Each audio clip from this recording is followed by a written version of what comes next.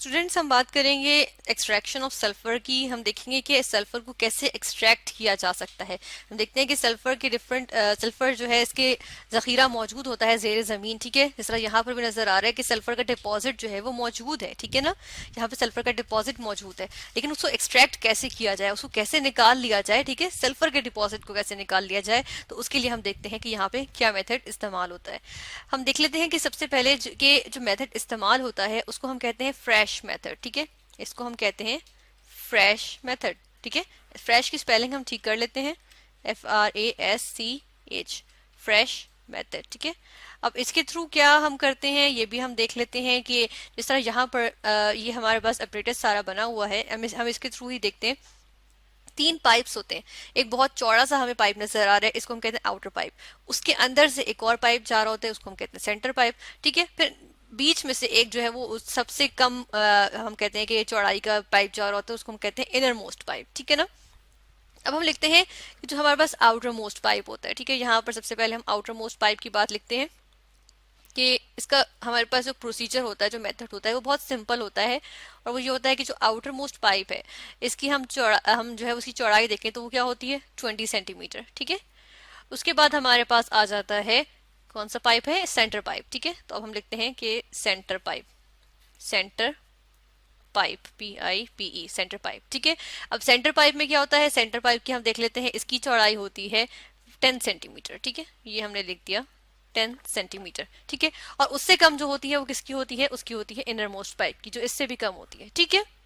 तीसरे का भी हम यहाँ पर मेंशन कर देते हैं, हम यहाँ पर लिख देते हैं इनर मोस्ट पाइप, ठीक है। यहाँ पर चले हम यहाँ लिखते हैं inner most pipe, inner most pipe, ठीक है। और इसकी चौड़ाई जो होती है वो उससे भी कम होती है क्योंकि वो उसी के अंदर से जा रहा होता है, ठीक है। अब होता क्या है कि हम इसके अंदर जो है वो यहाँ पे सुपर हीटेड वाटर इंट्रोड्यूस करवाते हैं, ठीक है। अब सुपर हीटेड वाटर क्या होता है ये भी हम देख लेते हैं। सुपर हीटेड वाटर का मतलब है कि वाटर तो वेपराइज हो जाता है ना। अगर हम वाटर को देखें तो वो कितने टेम्परेचर पे वेपराइज करता है, H2O जिसको हम वाटर कहते हैं, कितने टेम्परेचर पे वेपराइज करता है 100 डिग्री सेल्सियस पे, ठीक है। लेकिन यहाँ पे हम क्या देते हैं, इसको हम देते हैं 117 170 डिग्री सेल्सियस, ठीक है, टेम्परेचर देते हैं। अब ये जो 170 डिग्री सेल्सियस टेम्परेचर है हम देख रहे हैं कि बहुत ज्यादा टेम्परेचर है, ठीक है ना। तो ये इतने ज्यादा टेम्परेचर की वजह से क्या होता है कि वाटर तो जो है फौरन से स्टीम की फॉर्म में आ जाएगा ना, ठीक है, लिक्विड फॉर्म में तो नहीं रहेगा। तो इसको जो है वो लिक्विड फॉर्म में रखने के लिए हम जो है वो यहाँ पर प्रेशर भी देते हैं, ठीक है। प्रेशर कितना दिया जाता है, प्रेशर देते हैं हम 1.6 यानी ये 1.6 एटमोस्फेरिक प्रेशर दिया जाता है। अब ATM एटमोस्फेरिक प्रेशर, ये जो है वो प्रेशर को मेजर करने का यूनिट है। डिग्री सेल्सियस जो है वो टेम्परेचर को मेजर करने का यूनिट है। या फिर हम ऐसे करते हैं कि जो डिग्री सेल्सियस का डिग्री है हम इसको ठीक से लिख देते हैं, ठीक है। यहाँ पे हम लिखते हैं डिग्री, ठीक है, डिग्री सेल्सियस। अब हम देख रहे हैं कि वाटर जो है वो लिक्विड स्टेट में ही है, लेकिन ये क्या है, इसको हम कहते हैं कि अब ये किस फॉर्म में आ गया, इसको हम कहेंगे ये जो है वो सुपर हीटेड फॉर्म में आ गया, ठीक है। हम इसको यहाँ पे लिख देते हैं कि ये क्या है, ये जो है वो सुपर हीटेड वाटर है, ठीक है। अब क्या करते हैं हम, ये जो सबसे मोटा पाइप है, ठीक है, सबसे मोटा पाइप है ना, यहाँ से हम जो है वो प्रेशर के साथ यानी 16 एटमोस्फेरिक प्रेशर जो यूजुअली हम देते हैं, इसके साथ प्रेशर के साथ जो है हम यहाँ से वाटर इंट्रोड्यूस करवाते हैं, ठीक है। वाटर इंट्रोड्यूस करवाया मैंने। अब क्या होगा कि जो सल्फर है ना, हमें फायदा ये होता है फ्रेश मेथड यूज करने का कि सल्फर का जो मेल्टिंग पॉइंट होता है ना वो बहुत लो होता है, ठीक है। यानी कि अगर हम यहाँ पर लिखें इसकी वैल्यू, यानी कि सल्फर है, ठीक है, इसका क्या चीज हम देख रहे हैं, मेल्टिंग पॉइंट M लिखते हैं, मेल्टिंग के लिए PT लिख लेती हूँ मैं पॉइंट के लिए, ठीक है। तो अगर इसका मेल्टिंग पॉइंट देखूँ तो कितना होता है, अराउंड 113 डिग्री सेंटीग्रेड, ठीक है, डिग्री सेल्सियस। तो इतना जो है वो हमारे पास आ जाता है सल्फर का। S क्या है, सल्फर का जो है वो सिंबल है, ठीक है।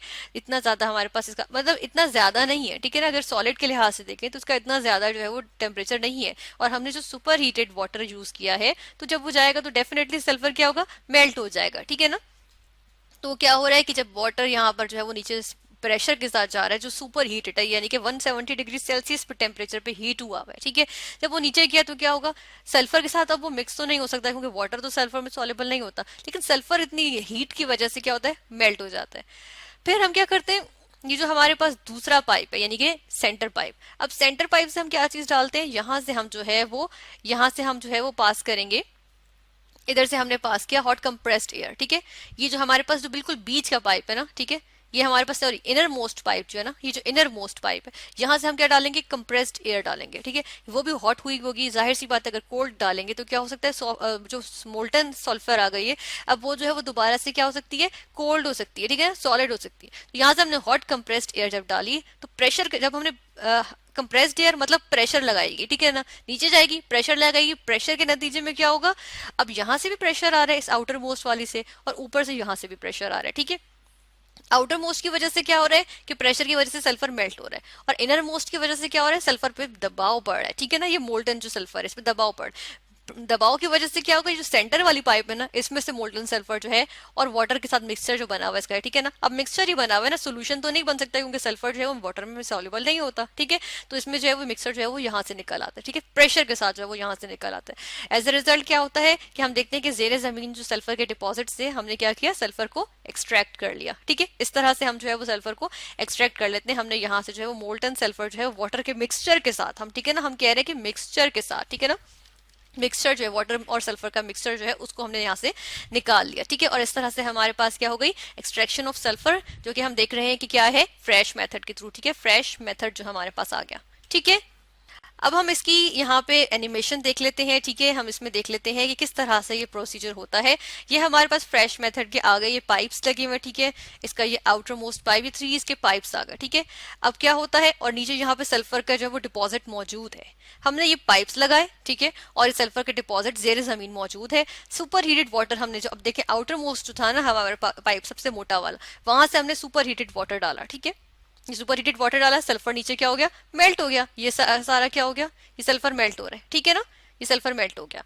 अब क्या किया हमने, कंप्रेस्ड एयर डाली, जो इनर मोस्ट पाइप था उससे हमने कंप्रेस्ड एयर डाली। अब प्रेशर से क्या होगा, सल्फर जो है वो, ये जो सेंटर वाली पाइप है ना, प्रेशर डालने की वजह से सल्फर इसमें से जो है वो प्रेशर के साथ निकल आएगा, वाटर के साथ मिक्सचर बन के, ठीक है। और ये सल्फर हम देख रहे हैं कि किस तरह से निकल रहा है, ये सल्फर जो है वो मोल्टन फॉर्म में वाटर के साथ जो है वो इसका मिक्सचर बना हुआ है, ठीक है, और इस तरह से ये निकल आएगा। इस तरह से हमने देखा कि फ्रेश मेथड यूज करते हुए हमने जो है वो सल्फर को जेर जमीन से इसके डिपॉजिट में से एक्सट्रैक्ट कर लिया।